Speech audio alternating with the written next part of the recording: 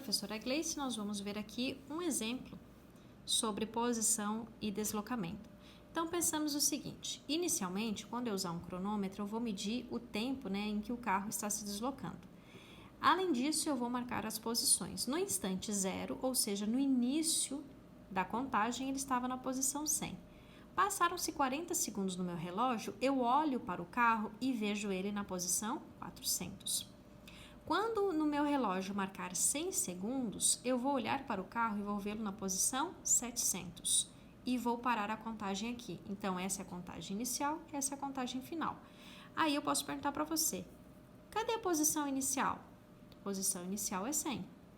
100. Cadê a posição final? Essa é a posição final. 700. Mas essa daqui, essa é uma intermediária, ela não importa para nós. De 100 até o 700, inicial e final, as duas que me interessam no momento. Então, qual foi o deslocamento? É a posição final menos a posição inicial, 700 menos 100.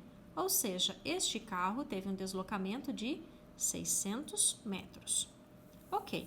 E se esse meu carro tivesse saído daqui, passasse nos 400 e chegasse nos 700, fizesse um retorno, chegou até aqui, fez um retorno e agora ele vem parar aqui, ó. O final, no instante 100, ele não estava mais aqui, ele veio até aqui e fez a volta, chegou nessa posição. Aqui vai ser o instante 100, posição final. Então, o que eu vou fazer? Cadê a posição inicial? 100. Cadê a posição final? O final não é mais aqui, agora o final era esse ponto aqui, então o final são 200. O final são 200, mas e esses dois pontos aqui? Não nos interessa. Isso daqui, então, vai ficar deslocamento, a posição final menos a posição inicial.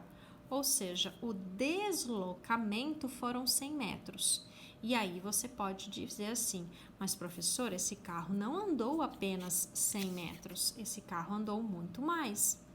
Mas deslocamento não diz o quanto que o carro andou. O deslocamento, ele só interessa o ponto final e o ponto inicial de um dado trajeto executado por aquele objeto. Mas o que significa ele ter saído do 100, chegado no 400, ido aos 700 e retornado aos 200?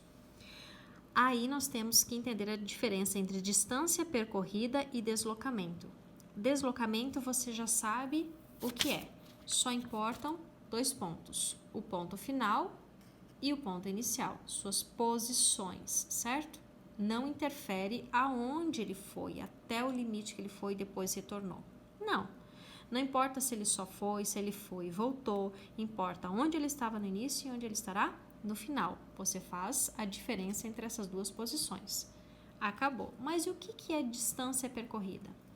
A distância percorrida é a soma de tudo que ele fez. Aí você vai dizer, ele saiu do 100, chegou nos 400 e foi até os 700. Então, enquanto ele andava num mesmo sentido, ele saiu do 100 e foi até os 700. Então, ele já andou 600 metros. Ele andou 600 metros neste sentido. Depois, ele retornou. Aí você soma. Dos 700 até chegar aqui, os 200, a gente tem mais 500 metros, certo? Então, atenção seguinte, do início até chegar nos 700, ele saiu do 100 e chegou nos 700, ele andou 600 metros. Depois, ele retornou e andou mais 500 metros. Enquanto você soma o que ele fez no começo, mais a parte que ele retornou, aí você chama isso de distância percorrida. A gente pode usar a letra D minúsculo, tá? Distância percorrida. Então, aqui a gente teria 1.100 metros de distância percorrida. Embora o deslocamento dele, lembra que deslocamento só interessa o início e o final. 200 menos 100 foram 100 metros. Distância percorrida é a soma de tudo o que o objeto fez. Todos os passos que você deu, seja num sentido ou no outro, retornando, você soma todos os passos que deu. Agora, deslocamento, você não pergunta se o objeto foi, quanto que ele foi à frente, depois quanto que ele voltou. Você só pergunta onde ele estava no começo e onde ele está no final e faz a diferença entre esses dois pontos, né? Então, a gente tem aqui a posição final menos a posição inicial.